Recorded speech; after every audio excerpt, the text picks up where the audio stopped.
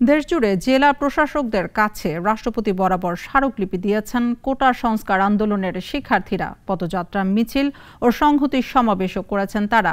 এদিকে শরীয়তপুরে কোটা সংস্কারের বিরুদ্ধে বিক্ষোভ ও সমাবেশ হয়েছে। প্রতিনিধিদের পাঠানো তথ্যছবিতে আরও জানাচ্ছেন সিরাজুম শুভ। কোটা সংস্কারের দাবিতে উত্তাল সারা দেশ। সকালে চট্টগ্রামের ১৬ শহর স্টেশন থেকে গণপদযাত্রা শুরু করেন আন্দোলনরত শিক্ষার্থীরা। জেলা প্রশাসকের কার্যালয়ে রাষ্ট্রপতি বরাবর স্মারকলিপি দেন তারা।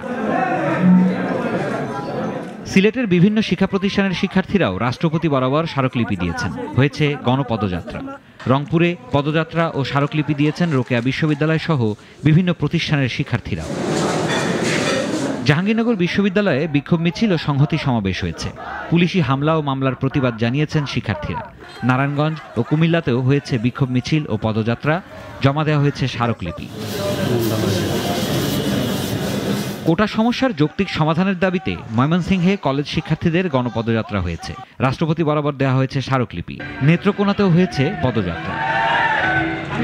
বগুড়ায় বিক্ষোভ সমাবেশ করেছে শিক্ষার্থীরা। গণপদযাত্রার পর জেলা প্রশাসকের কাছে রাষ্ট্রপতি বরাবর স্মারকলিপি দেন তারা।